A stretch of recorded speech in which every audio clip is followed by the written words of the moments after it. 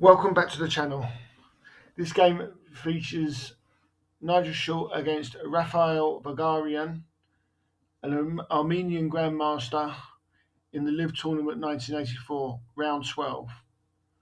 Vaganian was going for the title. Nigel was struggling a bit in this tournament. The game started with Alekhine defence.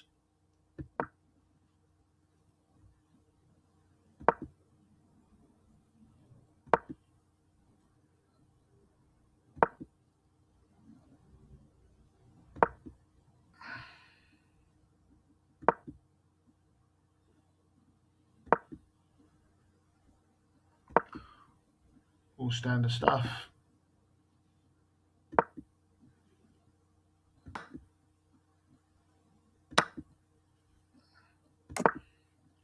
White castles. And development. The bishop drops back, potentially getting ready to play c4 or c3.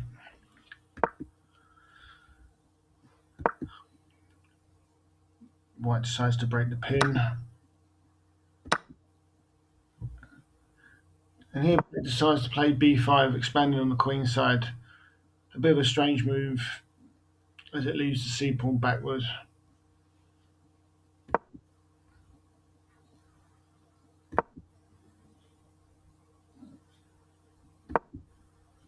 Kicking the queen. And White develops his last piece. It's really the only square the bishop can go to at the moment. The knight on d5 for black is very nice. Another strange move from Vaganian. Looks very weakening. The e pawn looks very weak once the knight moves. But very aggressive. I think he needed to win this game in order to keep up the pace with the other joint leader.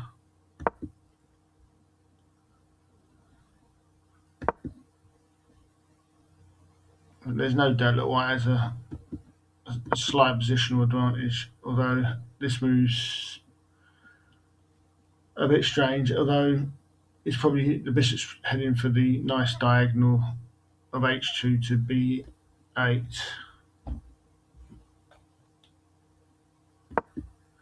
But a4 might have been better in that position. Aiming for the c4 square eventually. And this is why the bishop h4 was a bit strange. White has to put his bishop on h2 now. He'll have to sit there until he can get out. Black reinforces the centre, also protecting the f pawn.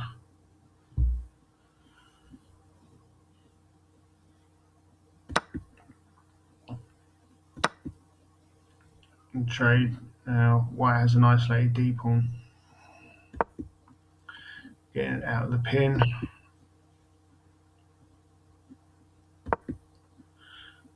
And here Black threatens to double the rooks on the e file,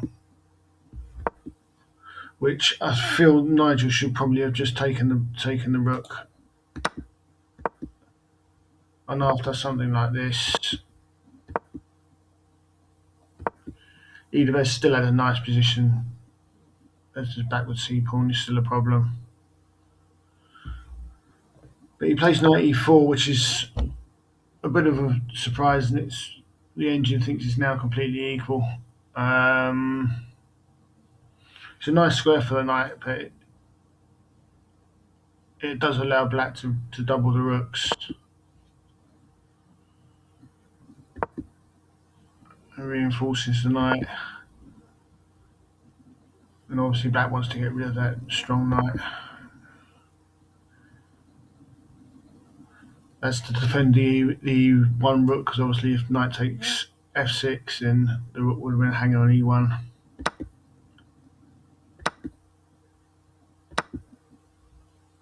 And a lot of trades in the centre. And black's got rid of most of his problems now. He's still got the problem with the c pawn, but the position looks quite nice for him now. He can start hitting the hanging pawns in the centre, which he does.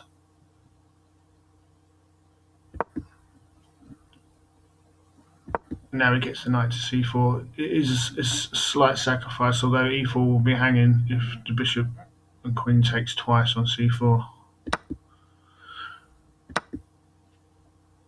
which is actually what happens in the game.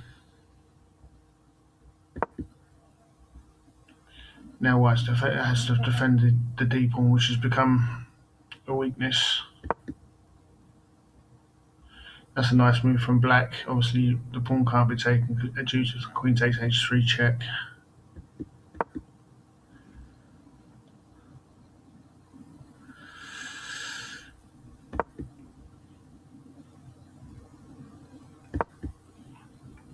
White tries to get some counterplay on the queen side. And this is a very nice move from black. The idea, obviously, is if the pawn's taken, you can take back with the queen with check and pick up the d1 rook.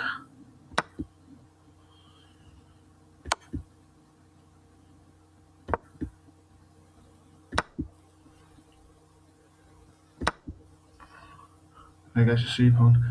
But obviously, in order to do this, white loses the d pawn. Although first black pins the bishop, threatening h4. So white has to deal with that. Renews the threat.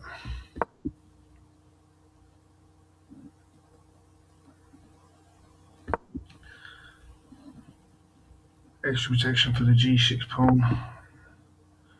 White decides to push the pawn.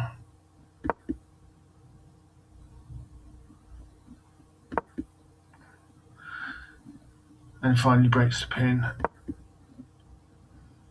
So black decides to attack the a pawn, but the position is now very, very equal. Even though white has a passed d pawn, it shouldn't be a problem for black to defend. Here Nigel offers to trade the queens, which would definitely lead to a draw. But as mentioned before, I think black needs to win the game, so press is on.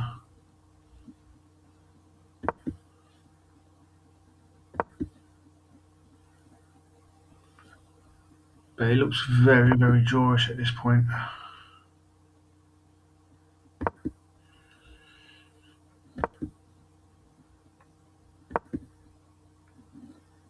Offering the h pawn, which white takes, but obviously black's going to get the a pawn at some point. Or no, sorry, beg your pardon, the d pawn, which is a much better pawn for him to take.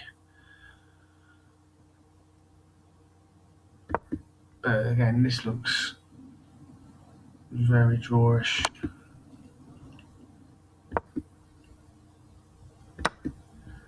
Black grabs the a pawn.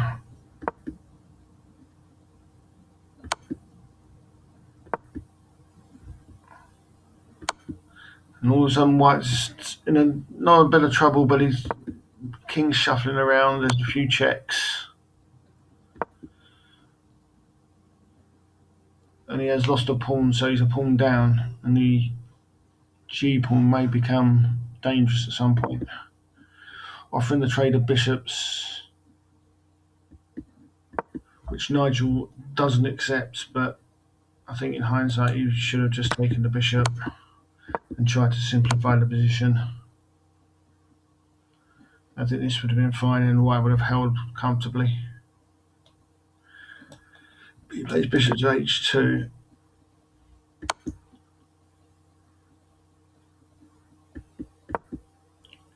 And here the king moves to c1, which seems a bit of an odd square. I think d2, king to d2 would have been better. And after this variation, although black's still got an advantage, I think white's okay.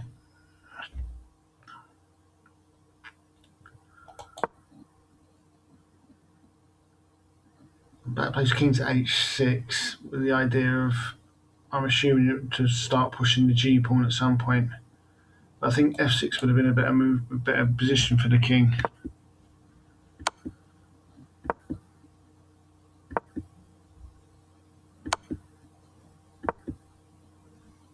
And this position would have been very nice for black, as he's going to start rolling the g pawn. He's got his king in towards the centre.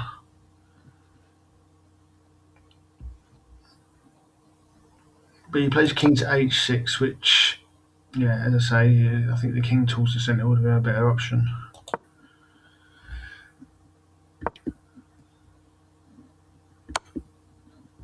So some checks. And now it's decided that the king should come towards the centre, but it's still an equal position at this point. Although the next move is a bad move from white. He had to play queen to d3. After this variation,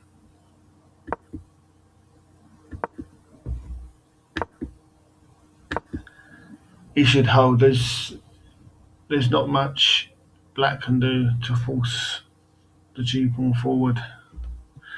But queen to f1 allows the queen to intercept, potentially with queen to f5.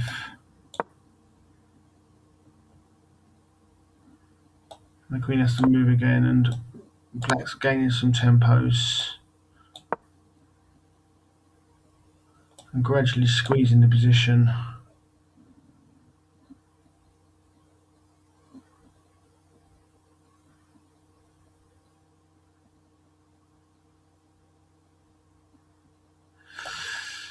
But that wasn't played. After queen to f1, black decided not to intercept with the queen and played king to e6, which is still okay-ish, but it's not as good as queen to f5, whereas you can squeeze the position. Now white does put his queen on d3.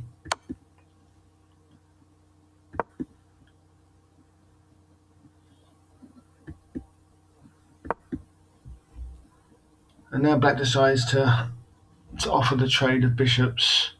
I think queen to d5 would have been better in that position. Oh, beg your pardon.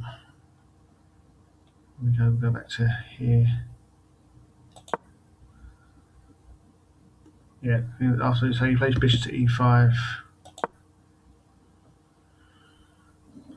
I think queen to d5 would have been better in this position to keep the tension.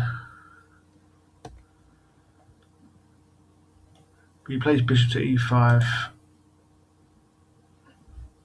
And this allows white to start kicking the queen a bit.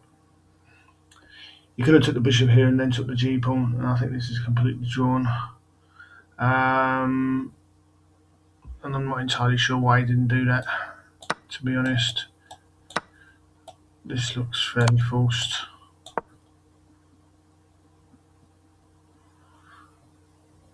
But he plays queen to f7, check, which does seem strange, as it allows the king to push forward, which is what he wants to do anyway. Checks again, and the king comes forward again. Now, obviously, if queen takes g5,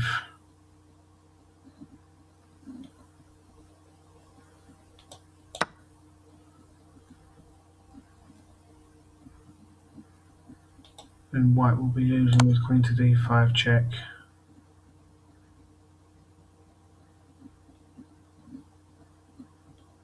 So he can't allow that. So he does take the bishop, and black plays a nice intermezzo move, forcing the king away before recapturing the bishop. Very important in games to keep the king cut off from the passed pawn. So the queen checks and the king moves forward again. The a pawn goes, but now the b pawn goes for white, and now he's got to try and stop this g pawn.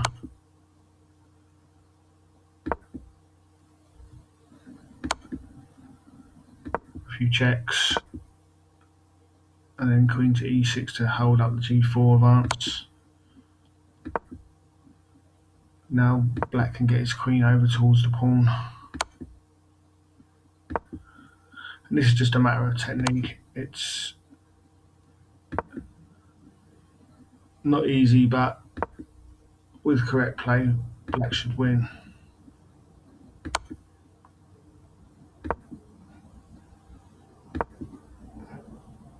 And gradually, slowly but surely, the pawn's advancing. And this turns out to be the losing move, as it does allow g2, and white now has got no sensible way of trying to stop the pawn advance. He pins the pawn, and black moves the queen back. And the problem is that white's got no sensible moves. If he plays queen away somewhere, then the queen can check again,